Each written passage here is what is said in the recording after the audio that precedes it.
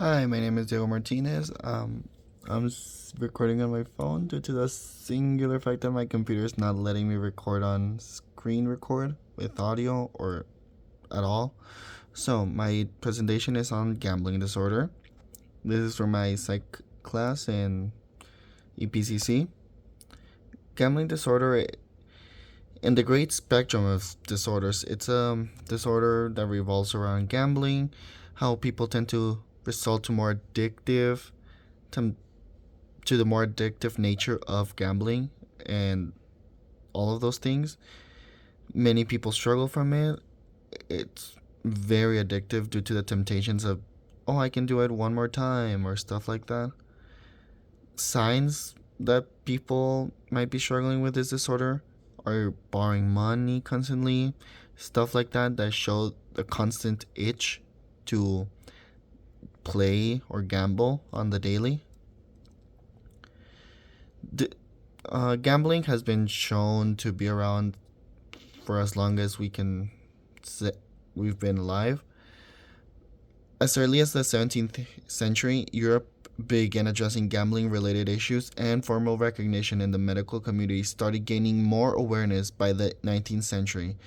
When it came to the 20th century, though, more progress was made in the psychiatric and psychological field, and due to the more wide comprehension of gambling, it became a mental health disorder officially. And due to this, more studies and research has been done to help those with this disorder.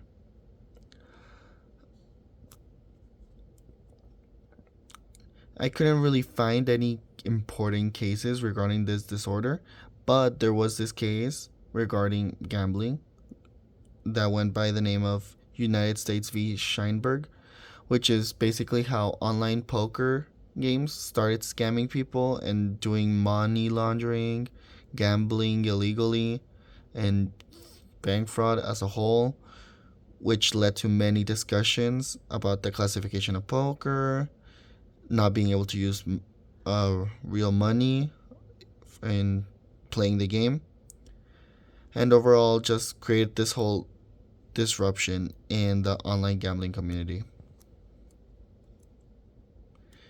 When it comes to gambling disorder and who is more susceptible to fall under these things, a lot of teenagers around the age of 18 to 24 are more susceptible due to the fact that their minds are not fully developed to the emotional or logical sense.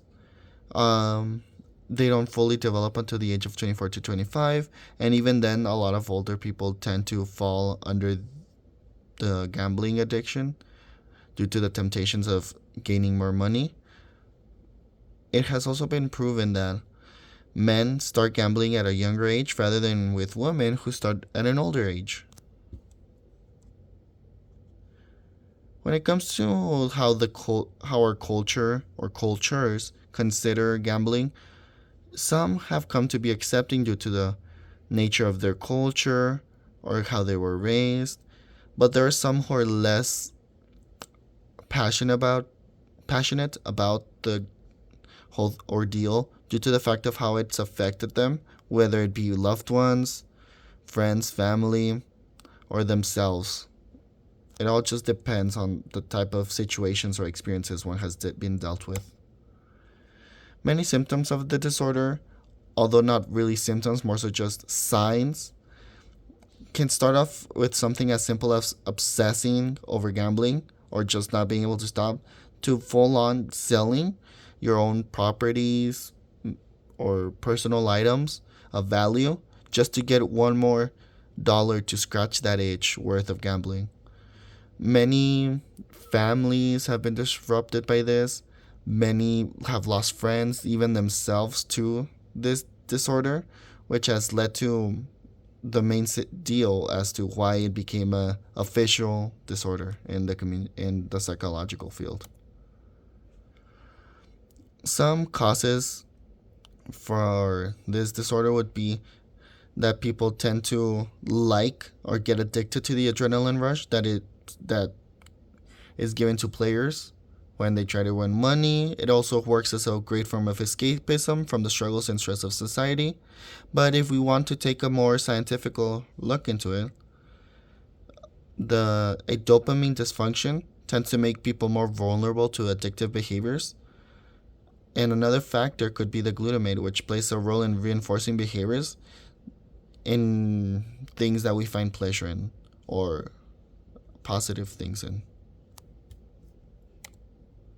Some treatments. The most common treatments would be cognitive behavioral therapy, which has shown to help a bit to those who struggle with addiction in situations like that. Therapy as a whole is very useful in situations like these.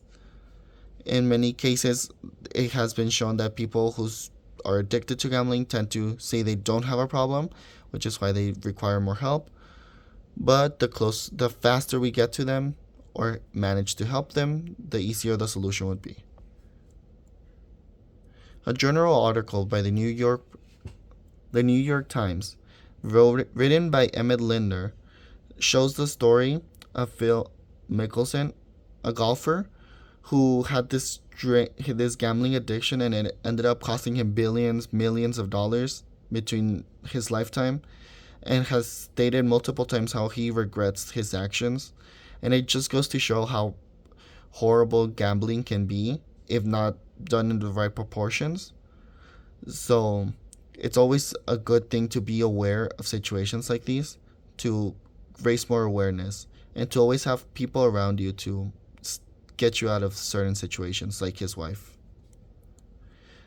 For now, that's my whole presentation on the gambling disorder, and I hope to be able to study more disorders and continue to understand psychological problems amongst society. Thank you.